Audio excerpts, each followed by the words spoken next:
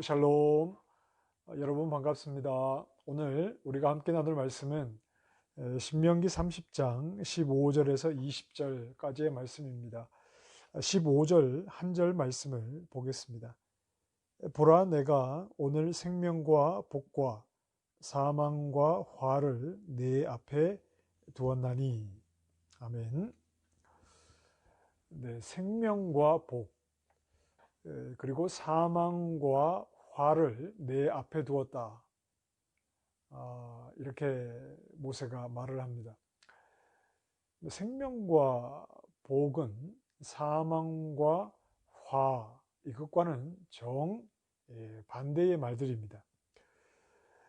그럼 이스라엘이 어떻게 해야지 생명과 복을 얻게 되느냐 하면 16절 말씀에 보면 그의 명령과 규례와 법도를 지키라. 그리하면 복을 받게 되는 것입니다. 자, 이렇게만 끝나면 얼마나 좋겠습니까? 이스라엘에게 놓여 있는 길이 이제 생명과 복을 누리는 길이 그 길밖에 없다면 얼마나 좋겠습니까만, 그러나 여기서 끝나지 않고 17절 말씀에 그러나 말씀을 따르지 않고 우상을 섬기게 된다면 18절에 너희가 반드시 망할 것이라, 이렇게 말합니다.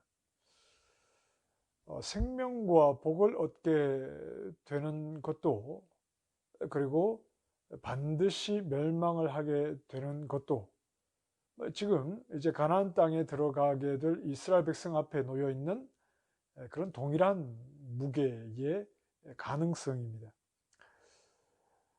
그럼 어떤 결과가 주어지게 되느냐 하는 것은 누구에게 달린 것이죠? 이스라엘의 행위에 달린 것입니다. 이스라엘이 어떻게 하느냐에 달려 있는 것입니다. 이제 이것을 우리는 인과 율이다, 그렇게 말하죠. 인과 율의 법칙, 이렇게 말합니다. 복이 왜 주어지느냐 하면 순종을 했기 때문에 그렇습니다. 마찬가지로 멸망이 왜 다가오느냐, 왜 멸망할 수밖에 없느냐? 그들의 행위가 불순종이기 때문에 그렇죠. 자, 모세가 율법을 가르친 후에는 항상 이렇게 마무리가 되죠. 율법을 가르친 후에 순종하면 복이다, 순종하지 않으면 저주다. 항상 율법은 이렇게 마무리가 됩니다. 자, 이것이 모세를 통해서 하나님께서 주시는 율법인데, 이 율법에 대해서 성경은 어떻게 말씀을 하고 있느냐 하면 로마서 3장에 율법의 행위로 그의 앞에 의롭다 하심을 얻을 육체가 없나니, 율법으로는 죄를 깨달음이라 그랬습니다. 그러면 율법의 행위로 결국 어떤 결과가 주어지게 된다는 말입니까? 생명과 복에는 이를 수가 없고 누구도 예외 없이 사망과 화를 받게 되는, 이것 밖에는 율법을 통해서 주어지는 결과가 없다는 말입니다. 자, 인과 율이라고 하는 것은 우리의 행위가 모든 것을 결정하는 것입니다. 하나님께서 우리에게 요구하시는 것을 우리의 행위로 다 이루어내야 하는 것이, 그래야만이 생명과 복에 이르게 되는 것이 인과 율의 법칙 속에서 통하는 유일한 방법이죠. 자, 그러나 구원은 사람의 행위로는 이룰 수 없다는 것이 성경이 우리에게 분명하게 증언하고 있는 내용입니다. 우리 신앙은 사람의 발전에 기대하는 것이 아닙니다. 사람이 발전해서 그 행위가 하나님을 만족시킬 만한 그런 사람은 없습니다. 율법 앞에서 인간의 모든 도전은 실패를 할 수밖에 없습니다. 그래서 갈라디아서 3장 24절에 이렇게 말씀합니다. 우리를 그리스도께로 인도하는 초등교사의 역할을 율법이 하고 있다.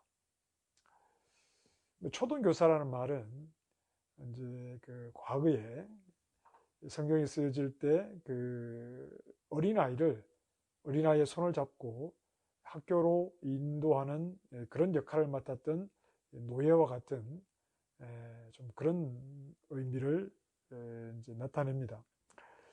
아이는 학교라는 목적지를 어떻게 가게 되죠? 초등교사의 손에 이끌려서 학교라는 목적지에 가게 됩니다. 율법. 그 앞에서 우리 모두는 죄인으로 드러날 수밖에 없습니다. 모두는 그 율법을 지켜서 의로움에 이를 수 있는 것이 아닙니다. 그 율법이 결국 우리의 손을 잡고 어떤 목적지로 데리고 가느냐 하면 예수 그리스도라는 목적지로 우리를 데리고 가는 것입니다. 예수 그리스도를 믿음으로 의에 이를 수 있기 때문이죠. 율법을 온전히 순종해서 의에 이를 수 없습니다. 그 율법이 우리를 그리스도께로 인도해서 우리가 의로움에 이를 수 있는 길은 예수 그리스도를 믿는 방법밖에는 없다고 하는 것을 분명하게 제시를 하고 있죠. 자, 20절 말씀에 내 하나님 여호와를 사랑하고 그의 말씀을 청종하며, 같은 의미죠. 여호와를 사랑하기 때문에 하나님의 말씀을 청종하는 것입니다. 율법에 대한 순종은 하나님을 사랑한다는 증거였습니다. 그렇다면 예수님 안에 있는 우리는 이미 하나님을 사랑하는 자가 되었죠. 어떻게 하나님을 사랑하게 되었습니까?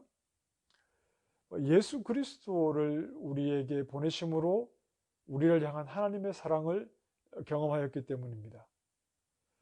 그리고 우리의 행위로가 아니라 오직 예수 그리스도께서 우리의 죄값을 대신 지시는 그리스도의 대속 사역을 믿는 그 믿음을 통해서 오직 은혜로 구원을 받았기 때문에 우리는 예수님 안에서 하나님을 사랑하고 있습니다. 순종은 하나님을 사랑하는 표라고 했죠. 우리가 예수님 안에서 하나님을 사랑하고 있습니다. 그러니 우리의 삶에는 당연히 무엇이 나타나야 할까요? 하나님의 말씀에 대한 순종이 나타나게 되는 것입니다. 자, 혹시 우리가 하나님 말씀에 순종하게 되므로 손해를 봐야 할 때가 있다거나 또는 양보를 해야 될 때가 있습니다. 손해라는 것이 어떤 물질적인 것뿐 아니라 어떤 인간관계 속에서도 내가 손해를 보고 양보를 해야 하는 그런 경우가 있을 수 있습니다. 하나님 말씀에 순종하기 때문에 그렇게 해야 하는 경우가 있다면 너무 억울하게 생각하지만은 마시기 바랍니다. 우리가 그렇게 할 수 있는 것은 우리가 하나님 말씀에 순종함으로 손해를 보고 양보를 할 수 있는 것은 우리가 하나님을 사랑하기 때문에 그렇습니다. 하나님을 사랑하기 때문에 하나님 말씀에 순종함으로 때로는 손해를 보고 양보를 해야 하는 자리에 설 수도 있습니다. 세상 사람들은 억울해합니다. 그래서 그렇게 하지 않습니다. 그러나 우리는 하나님을 아는 사람이고 하나님을 사랑하는 사람입니다. 그러니 세상 사람들이 하지 못하는 일을 우리는 할 수 있어야 하는 것이겠죠.